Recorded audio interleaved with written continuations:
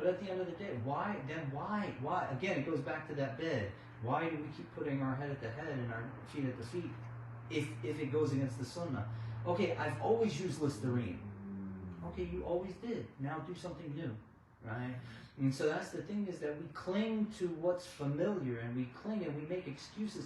So let me add this real quick, and this opens the door for that, and perhaps we'll all be able to take benefit.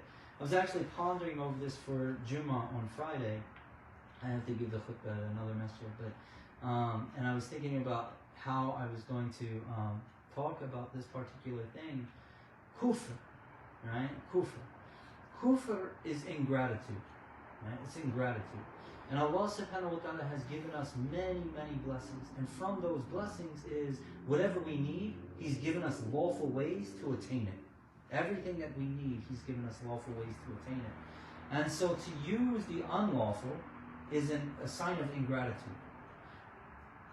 That's kufr. Ingratitude is kufr, right? I'm not calling anybody a kaafir. Don't misunderstand me, right? What I'm trying to say is that it's an element of ingratitude when Allah has given us the means and we refuse to take them, right?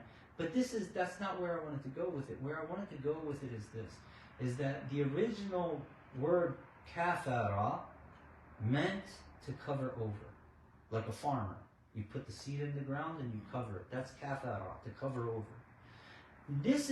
We do this all the time to protect ourselves, to protect our nafs, to protect our ego, right? So somebody has a girlfriend. Obviously, that's haram, right? And when you say, you can't have a girlfriend. Yeah, but I'm intended to. We're going to get married, and we're whatever. I don't know what the excuse is, right? What they're doing is they're trying to protect themselves. They're trying to cover over themselves in order to give themselves a shield of protection, right? That's kafara. He covered over. So you say, using your example, right? You say, this brother X, he wants to use Listerine, and he said X, Y, Z about it, and all of his excuses. When I say this, please understand what I'm saying. All of his excuses are kufr, right? And when I say that, I don't mean that he's a kaafir or anything like that. I mean that he's covering over the reality. You're trying to explain to him there's other ways. You're trying to explain to him that there's alternatives. You're trying to explain to him why this is wrong. And he's continuously ignoring that and covering over it to justify what he wants to do, to protect himself with what he wants to do, to cling to his own thing. And so because he's kafara, because he's covering over the ni'am of Allah, Allah covers over his heart. And that's the problem, is that the kufr starts with us, to where we're trying to cover over and deny the guidance. I know that I'm supposed to, but that but opens the door for kufr, ingratitude. A lot of times that but is the kufr, right? I know God told me to do this, but I know I shouldn't smoke, but I know women should cover, but, right? And there's that but, and that but is the doorway to kufr, not disbelief, ingratitude, right? Ingratitude. But that covering over, denying what we already know to be true, right? So a couple weeks ago we had the issue with Christmas, right? Muslims having trees and, saying Merry Christmas, exactly, right? And so the thing is, you tell them this is wrong. It's clear that it's wrong. And what's the excuse? We're not celebrating Christian beliefs. This is a cultural practice, right? This was done before Christianity, right? Yeah, by who? By the pagans. It makes it even worse. That's not justification. But anyway, the thing is that they're justifying it, because they want to do what they want to do. So where Allah said, don't do this, they're now covering over that command with their own wants, their own desires, their own excuses, right? That's the doorway. And then what's the result of that? The result of that is Allah subhanahu wa ta'ala leaves them to themselves. And then when they continue on and they don't turn back and they don't repent and they continue to be ungrateful, then Allah subhanahu wa ta'ala covers over their eyes and covers over their ears and covers over their hearts. Right? And so the kufr started with them, and it ended up with them being actual kuffar. Actual kuffar.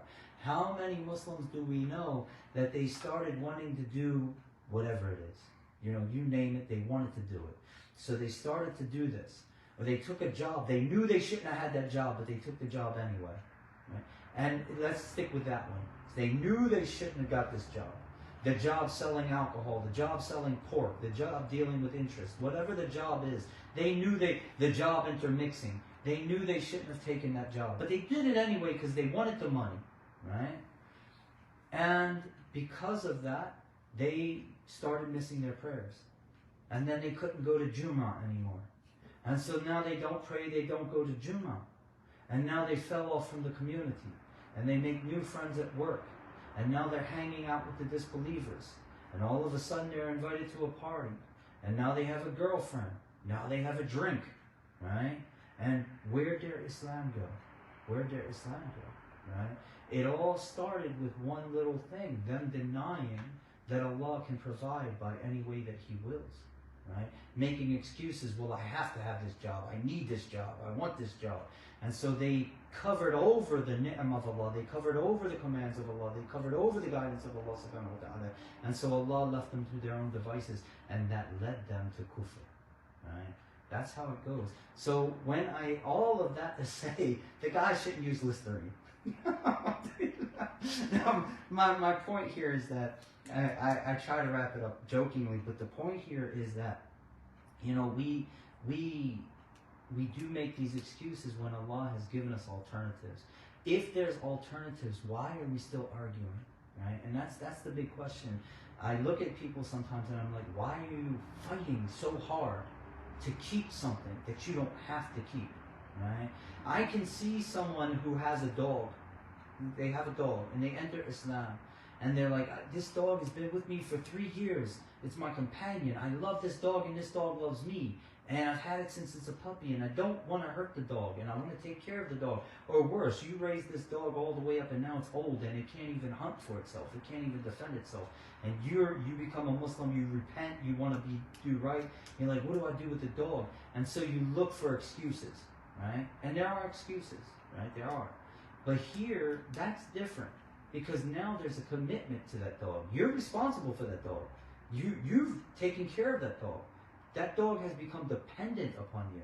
So now you really have to think, how am I going to deal with this situation, right? There's room for discussion. There's room for, you know, how do we handle the situation? This is the thing, is that it's not always black and white. Imagine a dog that's dependent upon you all its life and now it's handicapped and you repent to Allah and say, well, I'm just going to throw it out in the streets. Where's the justice in that? You have to answer for that, right? You have to answer for that. And so my point in saying this is that there's room for discussion there. But when it comes to alcohol in our vanilla, when it comes to alcohol in our mouthwash, when it comes to these things, why are we having the discussion when there are clear, lawful, and affordable alternatives, right? So I look at these things and I'm like, why are we on this? Why are we on this, inshallah? And so that's a lengthy answer, but I hope that Yeah, it's clear. It's clear.